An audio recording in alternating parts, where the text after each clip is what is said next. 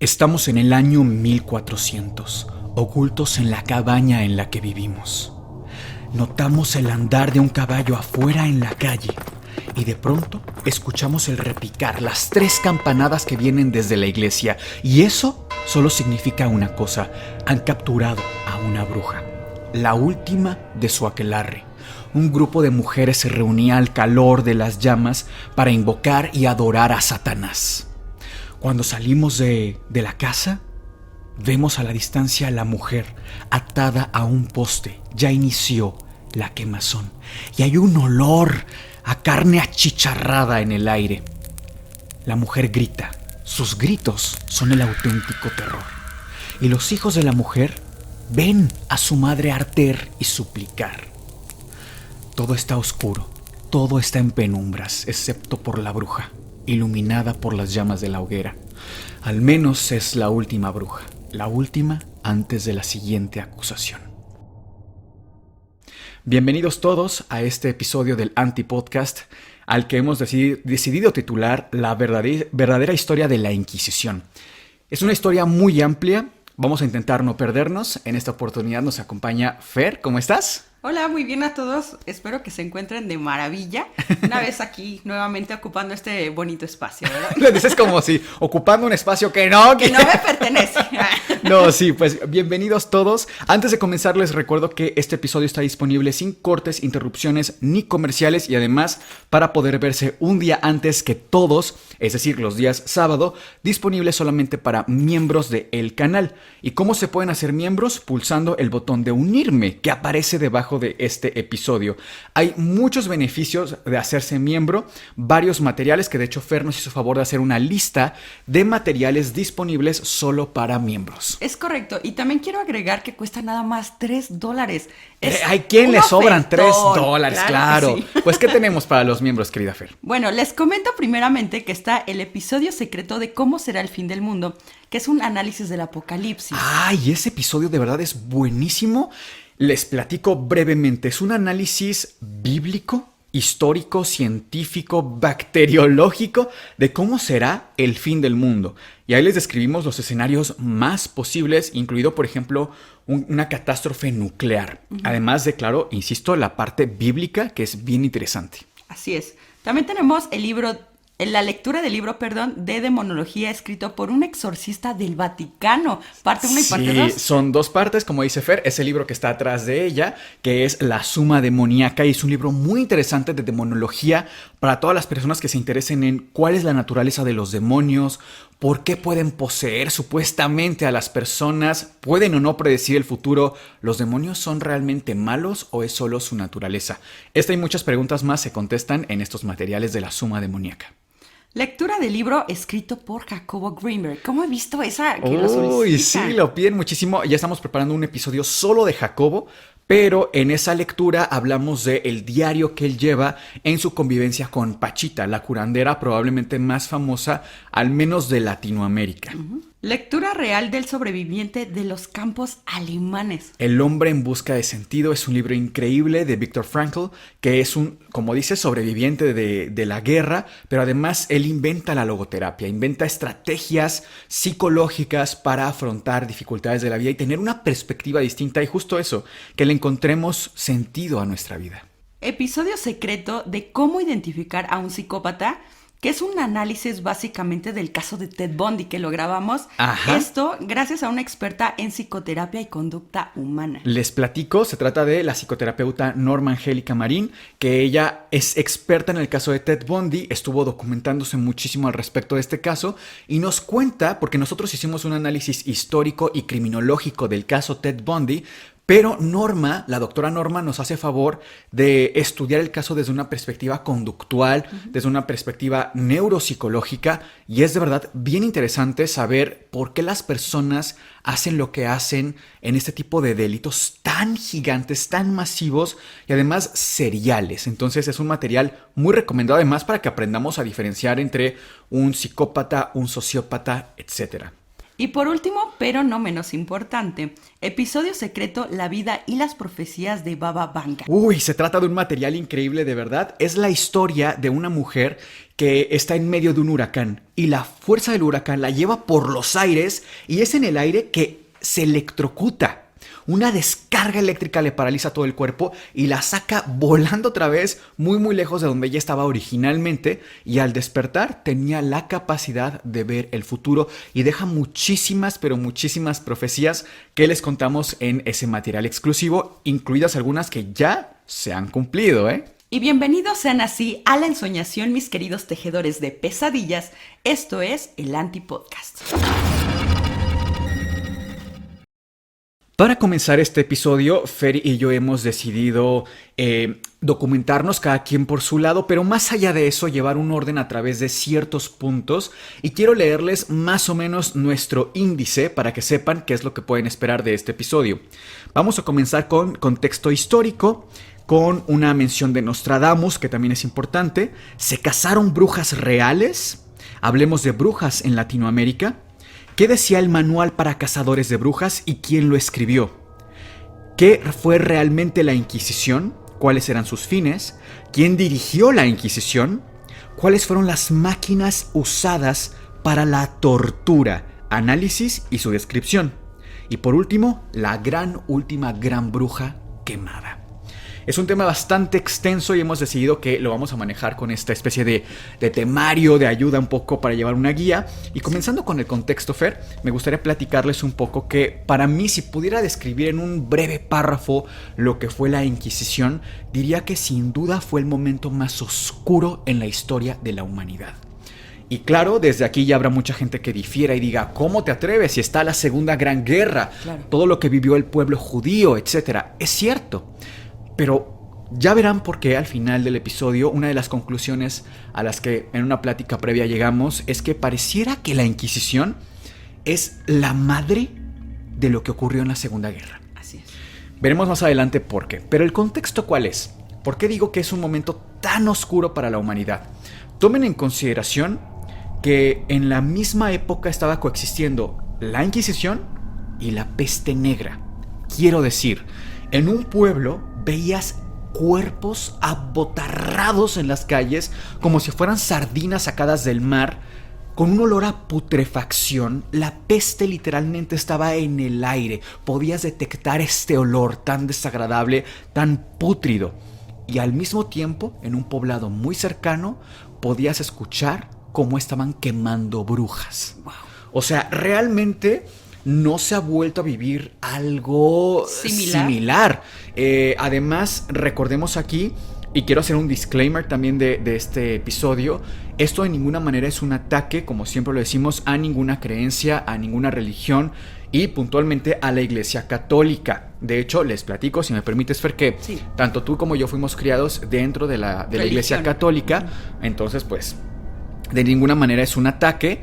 Sin embargo, ya se ha hablado que incluso el propio Papa, nuestro Papa actual, ha pedido disculpas públicamente por los errores históricos de la Iglesia y específicamente por la Inquisición.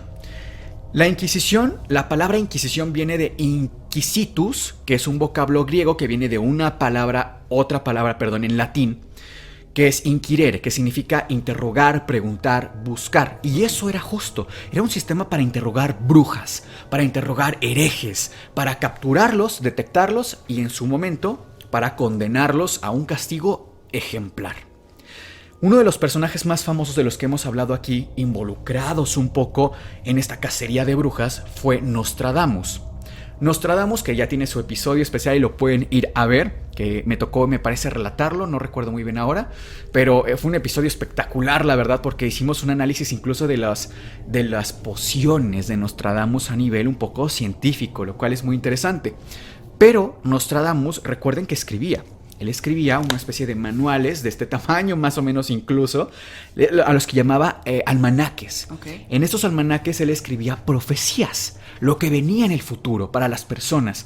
Pero las escribía, recuerden ustedes, y quien ya haya visto ese episodio lo podrá tener en mente, una parte en latín, una en griego, una en hebreo, una en francés antiguo, etc.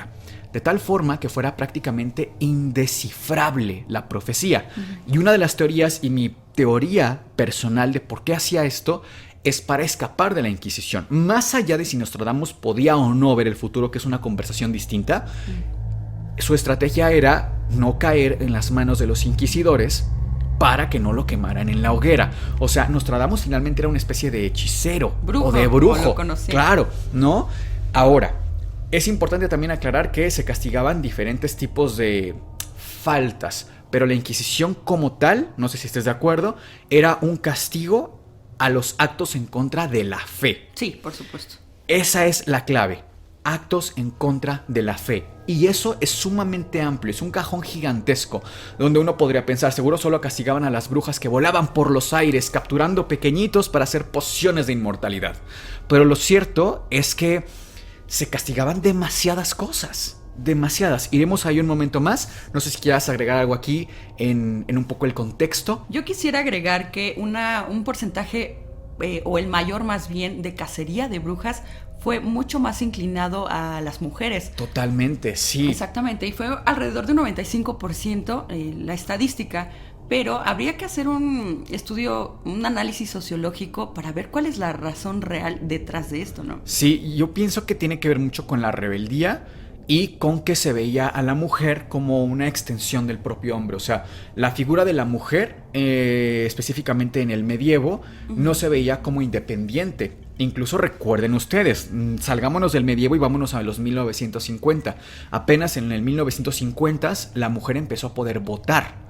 O sea, ¿hasta qué punto de la historia a la mujer se le empezó a ver como una igual del varón? Al hombre. Claro, si nos vamos hasta el medievo, la mujer es que era prácticamente poco más que una esclava. Literalmente, porque no tenía voz ni voto. La mujer salía de su casa para casarse o para ser monja. No había otra forma. Y el ser monja se veía como ser la esposa de Dios. O sea, era una especie como de matrimonio, de acuerdo. Mismo, ¿no? Claro, o sea, había una inclinación a que la mujer estaba siempre por una subordinación del hombre, ¿no? Entonces creo que tiene que ver mucho con eso y con que además las mujeres sirvieron como chivo expiatorio de muchas maneras. Ya llegaremos también a eso, pero sí, yo creo que va por esa inclinación, o sea... Y debido a toda esta inclinación que decíamos de las mujeres, estuve revisando que muchas, o más bien, como decíamos, la mayor parte, las brujas o las señaladas como brujas eran mujeres. ¿Hubo casos confirmados reales de caza de brujas en sí? Ah, bueno, hay un caso bien interesante, de hecho en Latinoamérica. Esto ocurrió en Argentina y fíjense, ya no era propiamente el medievo, y esto te estoy hablando de que esto ocurrió en 1703. Un señor de nombre Francisco Luna estaba casado, tenía su esposa y tenía 2 hermanas. Okay. Francisco Luna, se sabe que su esposa estaba enferma. Una mujer que constantemente estaba en cama. Se presume que tenía algún problema inmunológico, ya obviamente investigándolo después, incluso algo como fibromialgia, o sea, hay varias teorías, ¿no?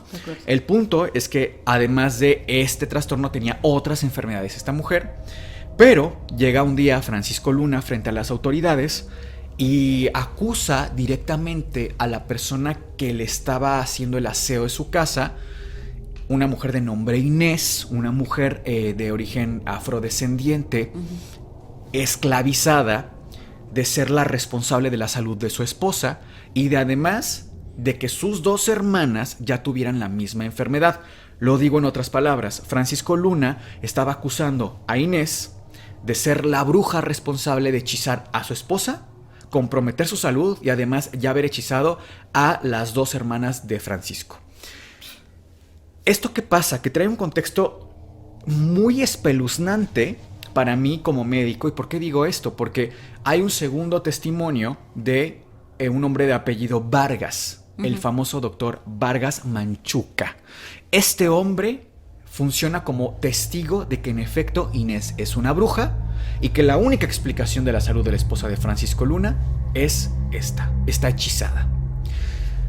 La peculiaridad del caso salta a la vista cuando le interrogan a Inés, ya con otros métodos no tan medievales, pero todavía veníamos cargando mucho de esto, y ella dice, sí, yo soy bruja, en efecto, y les puedo decir cómo romper el hechizo. Obviamente todos se quedan de ¿qué está pasando, no? Ella dice abiertamente, en mi cuarto hay un pequeño agujero en la pared y ahí van a encontrar un sapo blanco. El sapo blanco lo tienen que sacar y en la cama de los señores Luna rebanarle el abdomen al animal vivo para que el hechizo se rompa.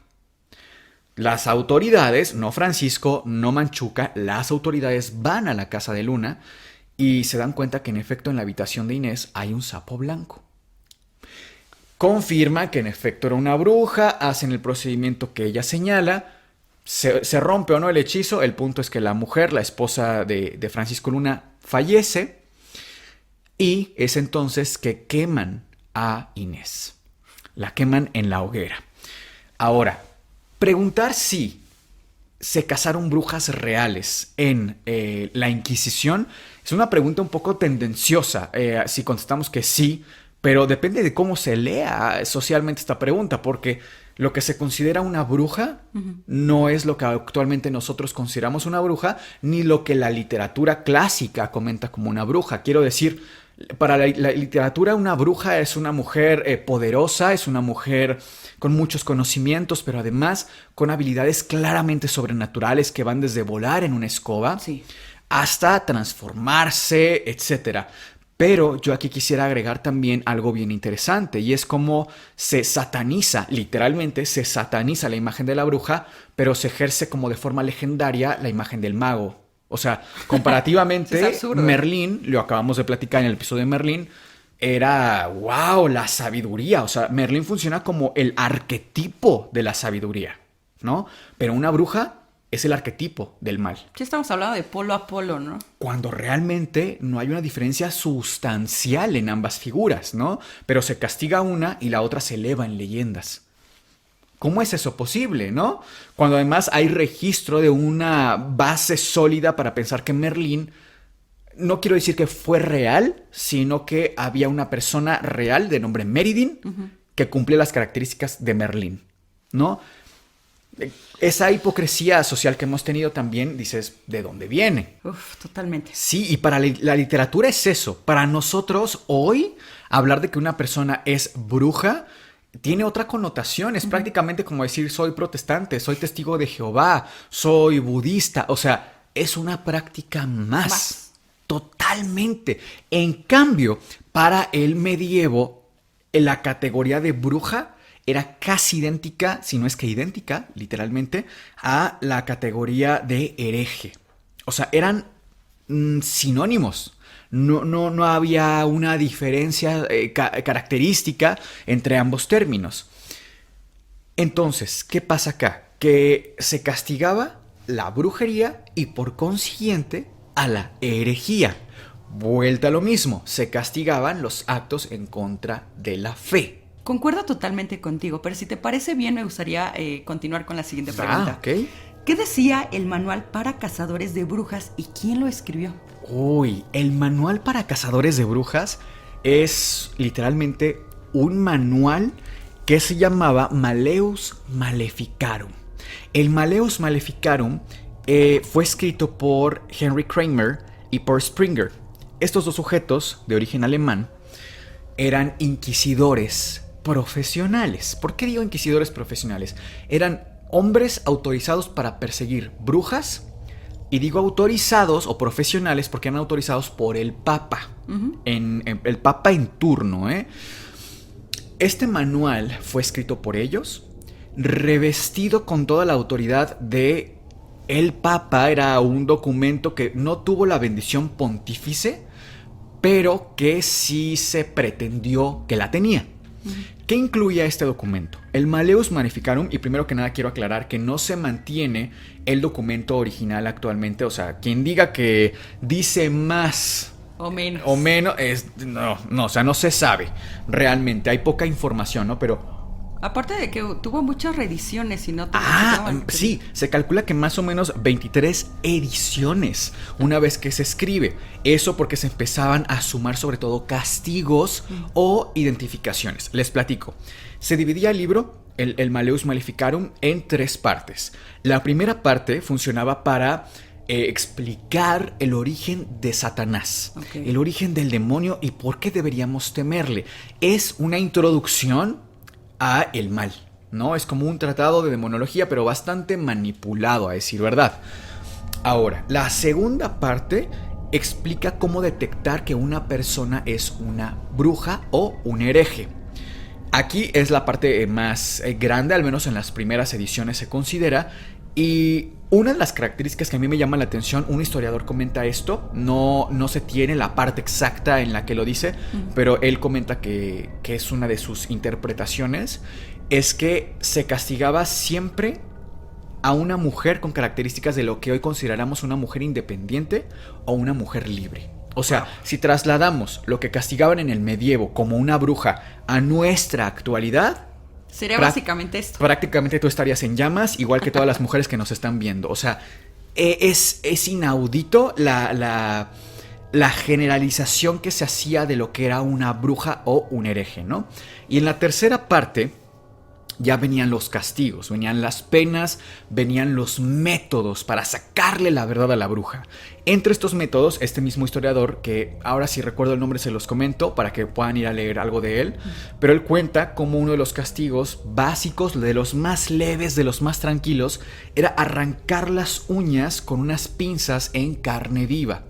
Otro castigo que también de los más tranquilos a medianos era calentar una barra de metal, incluso la que se utilizaban para sellar a los animales, calentarla al rojo vivo, a las llamas incandescentes y colocarla en los párpados de la bruja.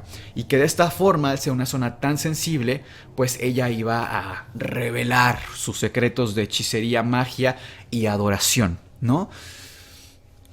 Aquí también una gran pequeña aclaración, porque sí es verdad, es cierto que hay muchas confesiones de supuestas brujas. No hay ni un solo avistamiento de una mujer volando en una escoba. No hay un solo avistamiento de un aquelarre. No digas volando, aquelarre. No hay este tipo de pruebas, ¿no? De testigos. Pero sí hay estas confesiones. ¿Y cómo se explica? ¿Cómo se explica que una mujer o una persona, un hereje, diga yo soy una bruja? En el medievo. Actualmente lo dice todo el mundo, ¿no? En Instagram hasta aparece en tu descripción, claro. Pero en aquellos días era, pienso yo, pues por los métodos que se utilizaban. De tortura. O sea, totalmente. Tú preferías decir, soy bruja, le adoro, yo adoro a quien tú me digas, pero ya suéltame. Ya paren. Tiene que detenerse esto. Incluso hay un castigo que yo recuerdo mucho esto cuando lo leí de niño y me dejó impresionado. Después ya de adulto lo confirmé que es real. Es un castigo también que presuntamente no está como tan en el Malleus Maleficarum, pero sí es parte de los castigos. Y es hacer una herida en el abdomen, descubrir el abdomen, hacer una herida circular y colocar miel y pedazos de carne. Puede ser de pollo, puede ser de cerdo, de lo que sea. Colocarla alrededor y poner ratas hambrientas que estuvieran en inanición por varios días para que se devoraran el vientre de la bruja. Ay, qué horror. Esto obviamente ella estando consciente, estando viva. Entonces imagínense en ese contexto cómo demonios no iba a decir que lo que tú quisieras, o sea, lo que tú quisieras, ella lo iba a decir para que no se la comieran literalmente viva. ¿Qué fue realmente la Inquisición? A nivel histórico, ¿cuál sería ese comentario que podemos aportar a lo diferente que ya tanto se ha comentado, ¿no?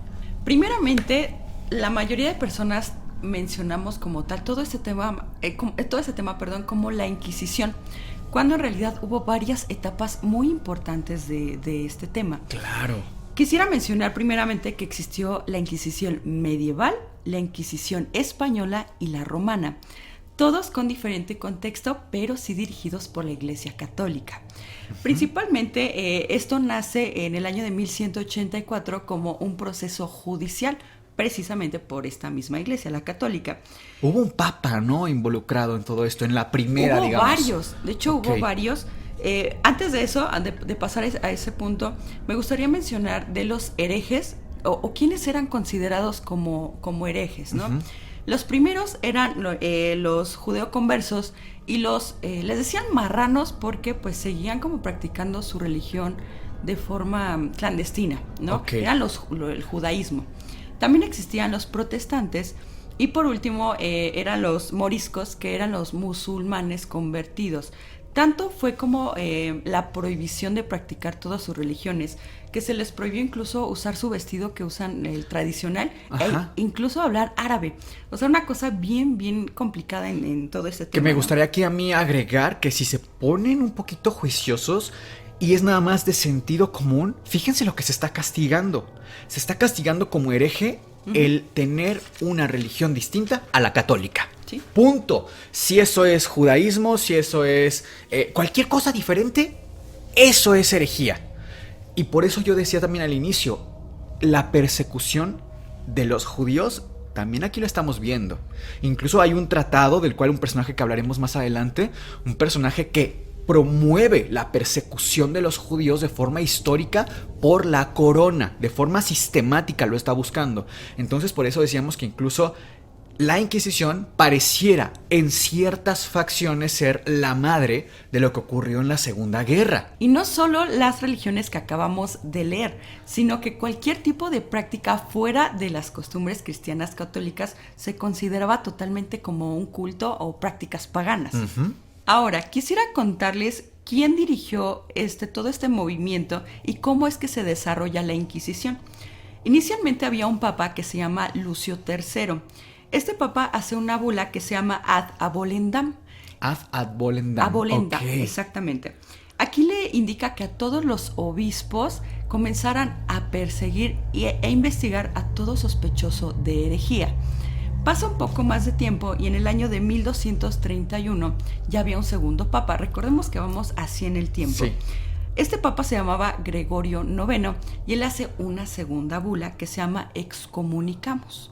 Aquí decreta y establece la creación de los primeros tribunales eclesiásticos y los primeros inquisidores oficiales. Y a mí me gustaría, aclarar que es una bula papal. Una bula es un documento oficial que escribe incluso el Papa a mano, lo tiene que entregar a mano y se entrega con una especie de bolita de sello que es la bula, precisamente. Esta bula, que viene del latín, que hace referencia a lo redondo, a lo circular, funcionaba como una especie de sello de garantía o de oficialidad del documento. ¿Y qué venía en las bulas papales? Pues cualquier cosa que el Papa quisiera comunicar a nivel oficial. Indulgencias, ordenanzas, cambios, etc. Cambios será muy raro que ocurriera, pero este es un ejemplo de esos cambios que tenía que haber. O sea, se estaba oficializando la persecución de brujas y de herejes, sin dejar de lado, no lo olviden, que en esta herejía era cualquier religión distinta a la católica, y lo hemos visto. Pues te cuento que los primeros inquisidores que fueron ya asignados oficialmente se trataba principalmente de frailes dominicos y franciscanos, que ojo, aquí todavía existen este tipo de frailes, pero por supuesto no tienen nada que ver con la Inquisición. Una vez establecidos, se determina que como tal tenía que haber un solo inquisidor, como una cabeza de todos los inquisidores. Claro. Entonces era, digamos, el delegado oficial del Papa. Digamos que era como una mano derecha, ¿no? Es así que comenzaba la investigación y se tomaba la captura de las personas, de los sospechosos de herejía. Todo este proceso comenzaba de forma en cuestionamiento, en acusaciones, ¿no? Como muy informales incluso, la verdad. Exactamente. Se le interrogaba, pero se le daba como la oportunidad de que confesara su culpabilidad bajo juramento, pero también siempre y cuando delatara a otras personas. Esto hacía que la lista incrementara inmensamente así. ¿Por qué? Porque te pongo un ejemplo de 2 personas, ¿no? Vamos a suponer 2 personas les preguntaban y de esas 2 personas salen 10 personas más, 10 acusados más. Ya eran 22 personas. Entonces era bárbaro. Que esto también es una estrategia muy inteligente. No es que defienda a los inquisidores ni mucho menos, pero pónganse en contexto de lo inteligente que es esta estrategia. Porque vamos a decir que estamos aquí, Sergio que está detrás de cámaras, por cierto, y Fer y yo, ¿no? Un cuarto miembro llega y nos acusa, nos quiere acusar, pero quiere ir por mí. Digamos que yo soy por quien va. Entonces, en lugar de acusarme directamente a mí, porque quizá yo le implico ciertas dificultades sociales o demás, puede ir por mi hermana, entonces acusarla a ella de bruja y quizá a mí también someterme bajo esa presión de saber lo que le espera si yo no me ofrezco como una especie de intercambio. Entonces esta también estrategia funcionaba para fines políticos, para quitarte personas de encima que fueran ciertamente una amenaza. Y en esta amenaza caben muchísimas opciones. Lo veremos, por ejemplo, con Galileo Galilei, que era una amenaza, o muchísimos años atrás y nada que ver con la Inquisición, con nada más y nada menos Sócrates, que fue una amenaza para el estado de Atenas. Por supuesto. Estamos hablando de dos, insisto, conceptos totalmente distintos, pero que finalmente funcionan, porque si atacabas la fe, atacabas al Estado. Estado y fe eran la misma cosa. Darle uno era destruir al otro también. Por lo tanto, se tenían que proteger de forma conjunta. Es así que el hereje siempre tenía que ser una amenaza de alguna forma al Estado. Pues te cuento, y les cuento antisuscriptores. ¿Y a mí no me vas a contar? Bueno... También cuéntale a Sergio. Perdóname. Sí.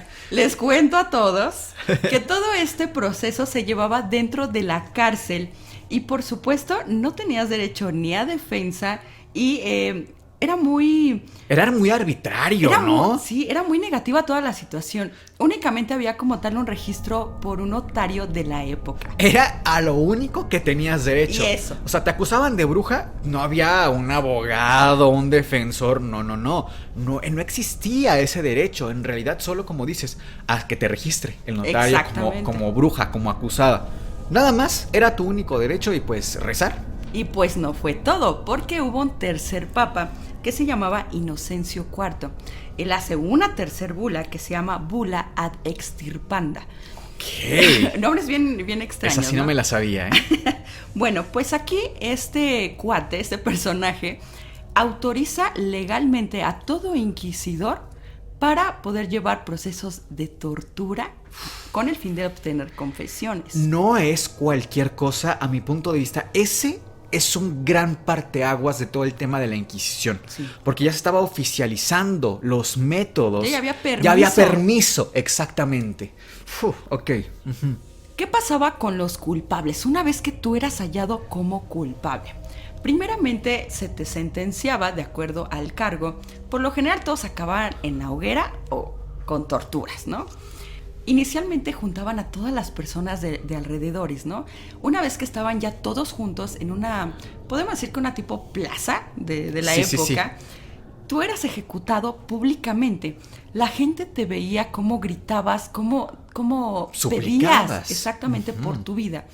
Obviamente esto les iniciaba como con todo un tema de sumisión. Vean esto y yo no quiero que me pase esto. ¿Qué hago? Agacho la cabeza y cedo a lo que me están imponiendo. Algo que a mí me recuerda a este fenómeno es un poco a lo que ocurría en el Coliseo romano, de tomar a los gladiadores contra otros gladiadores o contra leones. O sea, era un evento público que funcionaba como entretenimiento, pero en este caso no siento que fuera como tal entretenimiento, que algún enfermo, alguna enferma seguramente lo percibió así, porque a ver, en aquellos días no es como que hubiera mucha obra de teatro, cines o demás, o sea, la gente era prácticamente a veces el entretenimiento que había en el mes. Es momento de ir a ver a las brujas arder, ¿no? Pero además, a mí me recuerda también un poco a esta serie de libros de Susan Collins, si no me equivoco, es la escritora, y que se hacen películas también de los Juegos del Hambre. Uy, sí.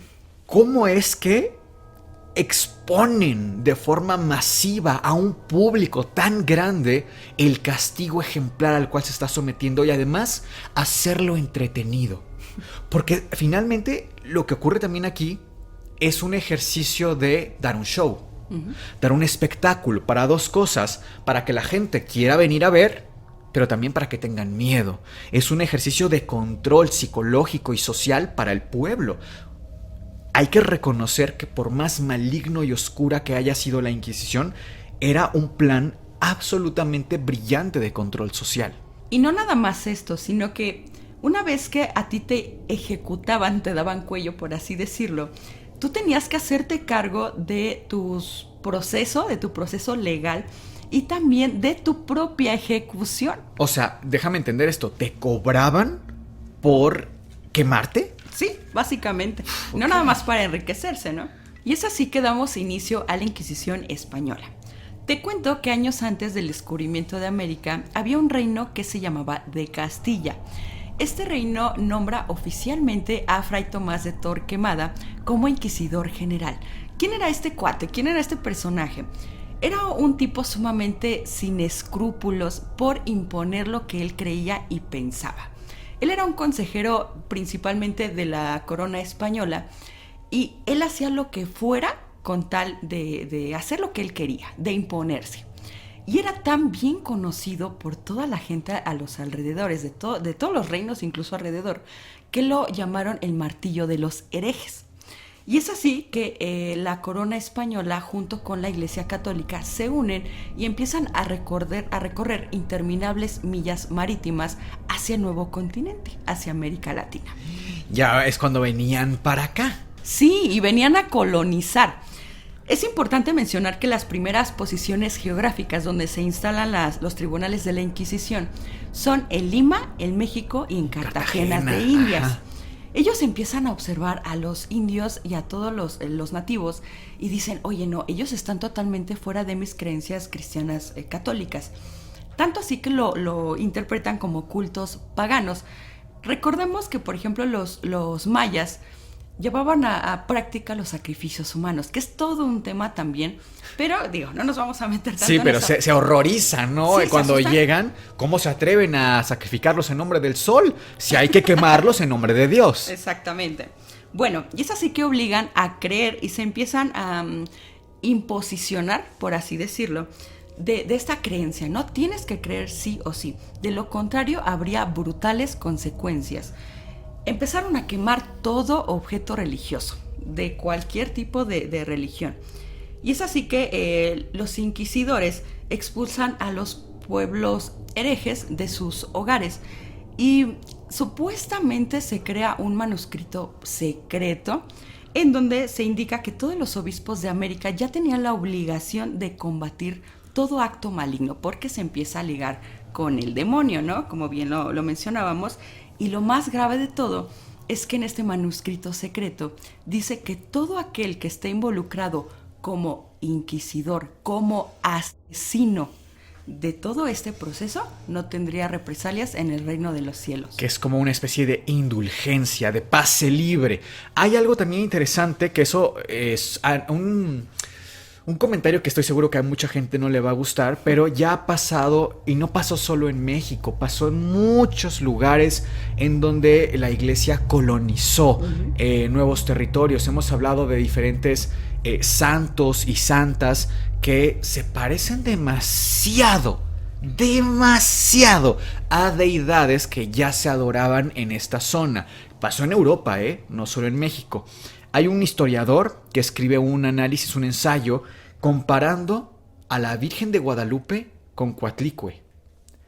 Y te asustas, así lo voy a decir, te asustas de las increíbles similitudes entre una y otra. Ambas madres vírgenes, ambas adoradas y muy relacionadas en el Tepeyac. O sea, características que genuinamente, hasta físicamente, hay un notorio parecido. ¿Crees que se copió? Mira, no quiero atreverme a decir eso porque sé que mucha gente es fiel creyente de la Virgen de Guadalupe y yo jamás me voy a meter en eso. Okay. Pero sí creo que en la parte histórica tenemos que ser bien juiciosos porque esto se ha estudiado con, insisto, muchos santos. Lo hemos aquí mencionado, creo que Santa Brígida es una de ellas, que estaba Santa Brígida y la cambian y tiene hasta el mismo nombre. Y es pelirroja, tiene mismas características, mismas habilidades, mismo todo, pero le ponen el Santa Brígida. Y entonces ya es representante de la Iglesia Católica. O sea, literalmente lo fotocopiaron al personaje y lo adaptaron a lo que ellos creían o que iba acorde del catolicismo. Repito y subrayo que no estoy diciendo que fue el caso con la Virgen de Guadalupe. Lo que estoy diciendo es que no sería de extrañar que no, quizá no ella, pero quizá otras figuras sí. O sea, no es destruyo tu ídolo, es pongo el mío dentro del tuyo y lo decoro diferente para venderte lo mismo, pero como yo quiero. Qué fuerte. Y a continuación les haremos un pequeño resumen y les presentaremos algunas de las máquinas de tortura fabricadas en la Inquisición. Esto también de acuerdo y de la mano con fotografías. La rueda. Se desnudaba al condenado. Era estirado boca arriba en el suelo o en el patíbulo con los miembros extendidos al máximo, mientras se encontraba atado a estacas. Bajo las muñecas, rodillas y caderas se colocaban trozos de madera, mientras el verdugo golpeaba violentamente a la rueda, provocando que se aplastaran horriblemente todos los huesos y las articulaciones de la víctima. Había varios tipos de ruedas, entre ellos una en la que la víctima era desatada e introducida en los radios de la rueda horizontal al extremo de un poste que finalmente se alzaba. Los cuervos, entre otros animales, le arrancaban la piel y los ojos hasta que fallecía. Otro tipo es en el que la víctima se colocaba en una rueda de carro, de manera que los tobillos tocaran la cabeza para que las piernas se dislocaran, colocando los brazos de forma en que recorrieran toda la circunferencia de la rueda. Al final, se enganchaba la rueda en un punto fijo para que el cuerpo de la víctima estuviera por debajo de esta. Desmembramiento por caballos. Se utilizaba 4 cuerdas que se amarraban a las extremidades de la víctima y los otros extremos de las cuerdas se sujetaban a 4 caballos. Se procedía a golpear y asustar a los caballos para que corrieran y tiraran con mucha fuerza la cuerda, arrancando las piernas y brazos del torturado. La cuna de Judas. Se levantaba a la víctima desnuda por medio de cuerdas y se colocaba debajo de él una pirámide de madera. Se le daba de golpes de forma que cayera sentado sobre la pirámide con la punta de acero, provocando dolores insoportables, heridas en partes íntimas, repitiendo el proceso una y otra vez hasta que se confesara o se falleciera. La sierra. El condenado era colocado de cabeza y se comenzaba a deslizar una sierra desde su zona pélvica hacia abajo. Se realizaba de esta manera para que la víctima no se desangrara ni perdiera el conocimiento, asegurando la tortura. Por lo general, se perdía el conocimiento al llegar la sierra a la altura del ombligo, método principalmente utilizado para castigar la homosexualidad. La silla. Se desnudaba a la persona para colocarla en una silla llena de pinchos oxidados, mientras era brutalmente golpeado, haciendo que se clavaran profundamente los pinchos en el cuerpo de la víctima. La mayoría de las veces, la silla se calentaba para que al rojo vivo penetraran la piel, dejándolos durante días, falleciendo desangrado o por hambre. Y ya para terminar, ahora sí, antes de quizá algún comentario final nada más, platicarles quién fue la última bruja quemada en la hoguera. ¿En qué años se imaginan que esto pasó? Porque uno podría pensar en el 1500, 1600. Pasó hace no tanto tiempo como uno podría creer, en 1781.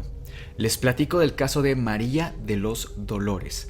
Y tal vez como su nombre lo refiere, sí, era una persona muy religiosa. Okay. Y no solo eso, era una monja. Esta monja, además, era ciega. No tenía la capacidad de ver. Aparentemente, desde el nacimiento nunca pudo ver. Ella, pues, desde muy jovencita estuvo en el convento, sirviendo, hasta que se le empezaron a imputar cargos relacionados con coquetería. Ay, no. Coquetería, o sea, ser muy coqueta, demasiado amable con todos los sacerdotes. Y que entonces, por lo tanto, claro, era bruja. Una locura. Ella pide un único favor, y ese único favor es que le permitan confesarse antes de ser quemada. La confesión duró 3 horas, porque ella tenía muchos cargos, muchas culpas que comentar, pero ninguna de estas cosas relacionadas con brujería. Ni mucho menos. Uh-huh. Y aunque sí, pues, qué diablos, ¿no? Cada quien lo que quiera practicar. El punto es que su ejecución duró 6 horas, o sea, duró 6 horas quemándose. Es cierto. Es tristísimo su caso. Uno de los investigadores de este caso en específico platica que su teoría es que en realidad uno o varios sacerdotes abusaron de ella. Y para callarla, para que ella no fuera a decir nada, se aprovecharon de ella porque era ciega, vieron como hay una presa fácil, pero les dio miedo que fuera a hablar en algún momento y por eso deciden acusarla de bruja en un periodo tan tardío. Entonces, fíjate nada más, pero sí, no tiene tanto como uno podría esperar. Y yo me pregunto, si en 1781 esto pasó, ¿cuántas mujeres no fueron quemadas por algo similar? Y ahora sí, pasemos a las conclusiones y comentarios finales, pero ustedes son los primeros y los más importantes para dejarnos sus conclusiones y comentarios finales en la sección de comentarios. Les pregunto, ¿ustedes saben algo diferente? ¿Han leído algo al respecto? Quizá entre ustedes, estimados antisuscriptores, antisuscriptoras, ¿hay alguna bruja o brujo que nos pudiera compartir una perspectiva diferente de este tema? Recuerden que estamos muy al pendiente de todos sus comentarios que son tan valiosos para nosotros. Y ahora sí, Fer, ¿te parece si comienzas con tus comentarios finales? Claro que sí, muchas gracias. Bueno, primeramente ya sabemos cuál es el objetivo principal de la Inquisición, que fue perseguir, castigar y convertir a todo pecador de hereje, ¿no? Sí. ¿Qué pasaba con las brujas que fallecían durante o antes de su juicio o antes de ser quemadas? El mensaje tenía que mandarse sí o sí como advertencia y se usaban como unos muñequitos, unos muñecos en representación de... También ¿como de tamaño natural? Sí, totalmente. También quisiera compartirles un versículo de la Biblia en donde, es uno de tantos en los que se justificaban para llevar este tipo de acciones. A ver, ok. Como el fuego, el Espíritu Santo calentará nuestras almas, iluminará nuestras mentes y purificará nuestros cuerpos para un mejor servicio a Dios. Lucas 3:16. Básicamente aquí nos estaba hablando de una limpia espiritual, no que literalmente se usara el fuego como método de purificación, ¿no? Cada quien lo movió como quiso y a su entera conveniencia. También quisiera marcar que todo este movimiento fue algo que fue definitivamente terrible en la historia de la humanidad. Y tuve oportunidad hace algunos años de ir al estado de Guanajuato, aquí en México, en el país de México. Y aquí hay varios museos donde se exponen este tipo de artefactos de tortura. Es muy interesante poder conocer y empaparte de todo el proceso, de toda esta historia, pero realmente es impactante. No es lo mismo verlo como en imágenes, en videos, que verlo ya en tamaño real y ver todo el proceso. Es sumamente fuerte. Sí. Pero bueno, ¿cuáles son tus conclusiones? Yo quisiera no explayarme demasiado, pero me parece que es importante reconocer que esto no es una idea original. La Inquisición viene siendo como mucho... Creo yo, y lo voy a decir, y quizá esto suene muy agresivo, pero siento que las iglesias modernas son plagiadores profesionales.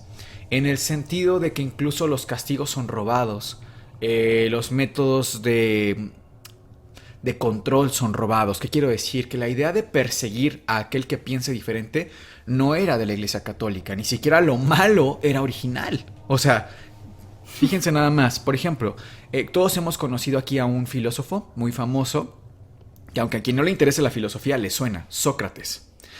O escuchas Sócrates y de inmediato dices filosofía. A lo mejor no sé nada más, pero sé que es un filósofo. Lo ubico. Sí, me suena a filosofía, ¿no? Bueno, les platico muy brevemente de él. Sócrates era un preguntón por excelencia. Él preguntaba todo y se lo preguntaba a sí mismo.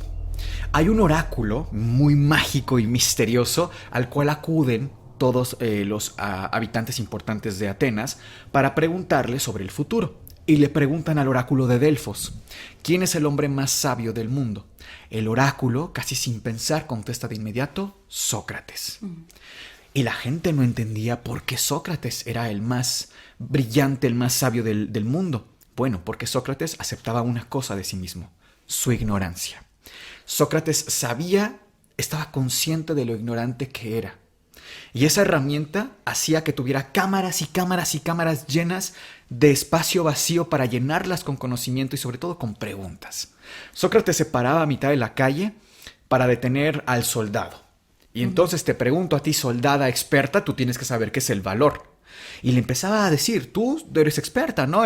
Tú eres una soldada muy valiente, eres increíble, vas a la batalla. Sí, claro, yo soy un soldado muy fuerte, muy valeroso. A ver, ¿qué es el valor?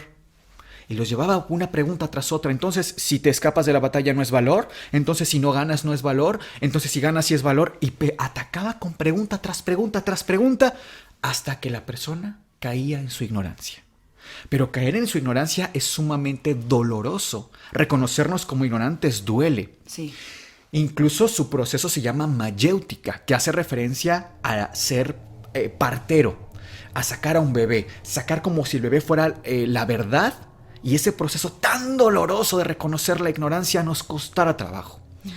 Llega incluso a cuestionar, no a los dioses, pero sí llega a cuestionar hasta dónde llegan los dioses. Okay. Porque la gente asociaba que todo era gracia y obra de los dioses, de Afrodita, de Atenea, etc.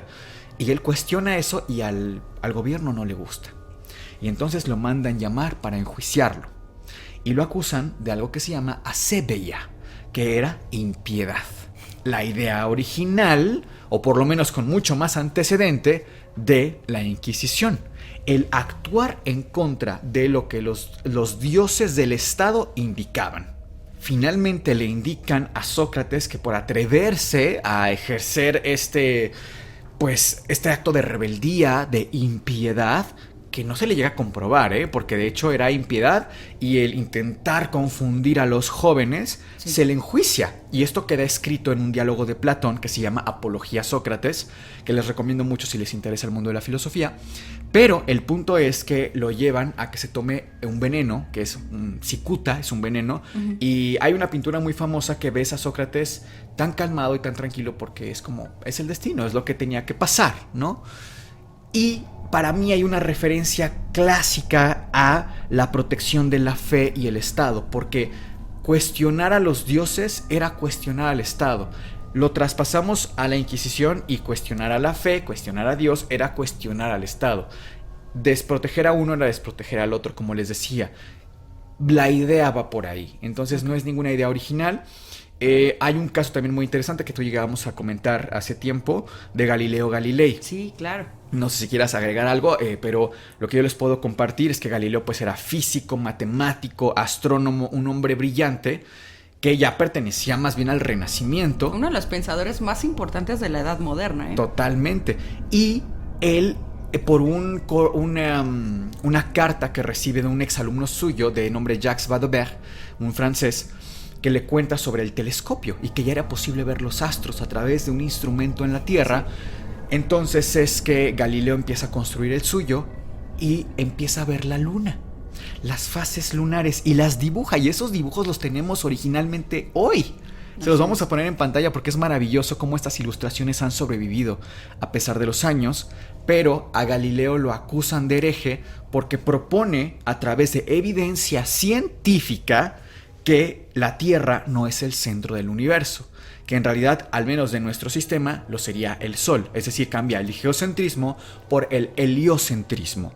Y esta idea a la Iglesia le pareció terrible. Que estaba como más enfocada la Iglesia Católica en el método geocéntrico. Exacto. Sí, porque esto tiene que ver con una idea de Adán y Eva, y que la primera creación, y que el ser humano es sumamente importante, pero el que no fuéramos el centro del universo implicaba que no fuéramos el centro de atención, y esto implicaba que tal vez no éramos lo más importante para Dios. Traía una serie de paradojas muy incómodas para la Iglesia, tanto así que deciden acusarlo de hereje, y él pues pasa años encerrado, no lo llegan a quemar, pero sí pues pasa sus últimos años encerrado en su casa en Florencia. Sí, exactamente, pues ahora sí que en 4 paredes, por ir en contra de lo que pensaba. O sea, fíjense, era siempre una cosa por otra. Y yo también quisiera acotar aquí que las razones por las cuales a las mujeres se les acusaba tanto de brujería, creo yo que era por eso, porque eran una extensión del hombre, una subordinación del hombre socialmente hablando. Uh-huh. Claro que no lo eran, pero socialmente así se les veía. Comentábamos hace un momento hasta cuando la mujer votó, en los 50s apenas, y todavía en la actualidad. Yo hace poquito vi un TikTok de chicas que hablaban de mujeres y hombres de alto valor, y que fíjate en un hombre que tenga mucho dinero y que te pague la cuenta, porque sí. O sea, me parece tan idiota que sigamos teniendo estas conversaciones de no, la mujer no debe pagar porque ya va a entregar algo al final de la cita. Sí, ¿en qué siglo estamos? Es absurdo, es ridículo. Es una conversación que viene desde el medievo, si no es que desde antes. Ya tenemos que superar todo esto, ¿no? Ya no estamos quemando brujas, pero seguimos quemando personas en la sociedad porque piensan diferente. Nos atacamos muchísimo de que alguien se atreva a cuestionar qué es ser un hombre, qué es ser una mujer, cómo debemos relacionarnos. Todo lo que vaya en contra de lo que nos hace sentir pequeñamente cómodos en nuestra burbuja, sentimos que es un ataque. Yo me acuerdo cuando estábamos niños que nos prohibieron ver Pokémon. Que era del diablo. Sí, porque Pikachu significaba 100 veces más poderoso que Dios. ¿Desde cuándo todos nuestros papás empezaban a hablar japonés para empezar? Y en segunda, nada que ver, o sea... Pero claro, el miedo vende. O las canciones, la de Ketchup también o algo así era. ¿Cómo se llama? La de Acerejé.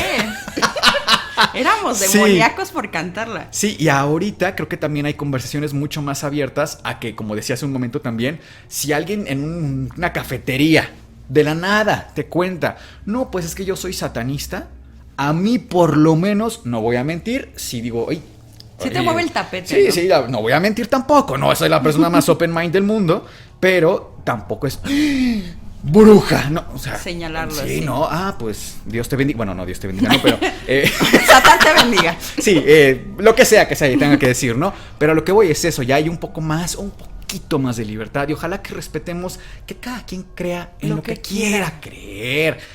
¿Qué nos importa, la verdad? Mientras no nos afecte. Pero ¿sabes qué? También aquí, ya para no alargarnos tanto, hay una cuestión de educación, creo yo. Digo, a cierta edad, todos por medio de la familia que tenemos, ya se nos impone también una religión, que por lo general y por estadística, al menos en Latinoamérica, sí el porcentaje es mucho mayor cristiano, católico. Entonces, ¿qué tanta influencia aún tiene la Inquisición al día de hoy? Sí, porque tenemos que vivir de acuerdo a las normas que vienen siendo muy religiosas. O sea, ¿cuántos de nuestros códigos penales no están bajo cierto control de reglas divinas todavía, ¿no? O sea, algunas porque son filosóficamente correctas o más que filosóficamente, moralmente correctas, como el no quitarle la vida a alguien. Aparecen ambos códigos, pero habrá otras que no, y que hoy tenemos estas conversaciones tan abiertas, pero como siempre, ustedes tienen la última palabra. Es así que cerramos este espacio, no sin antes dar las gracias a nuestros miembros con las invocaciones. Pues yo quiero invocar con todo mi poder a Fernanda Hernández Sascona 6029, quien es miembro Escoba Voladora y dice: eres lo máximo, amo tu forma de narrar. Agradezco tu compromiso a pesar de estar solito en esta ocasión. Y por último me encantó este tema, buscar la parte real histórica, así como la de fantasía. Por mí puedes extenderte lo del tema. Por Morgan. Gracias de todo corazón, te admiro. Ah, porque alguienes de aquí decidieron ser portadores de cierto bicho. Alguienes de aquí. Ya no. Ya pasó. Bueno, también quiero invocar a Ana y Medina 7879, quien es miembro fantasma. Y por último, a Lorena Cortés 7982, quien también es miembro fantasma. Yo quiero invocar a Emilia Videla 6788 que nos dice: gracias por este episodio, me encanta ser miembro del canal por este tipo de cosas, que puedo ver los episodios apenas salen y también los que son exclusivos. Gracias por todo el material que nos dan cada semana. Esto nos lo deja en el material de cómo identificar a un psicópata, el análisis de Ted Bundy solo para miembros. También tenemos comentario de Gis García 5662 que es miembro fantasma, y por último de Keikota Kahashi 9646. Gracias. Miembro Escoba Voladora que dice: saludos, doctor Miguel, qué episodio tan emocionante, de verdad me encantó. Espero se recuperen muy pronto, Sergio y Fer, muchas gracias. Y pues bueno, nosotros somos Sergio, Fer y Miguel y esto es el Antipodcast. Les deseamos dulces pesadillas.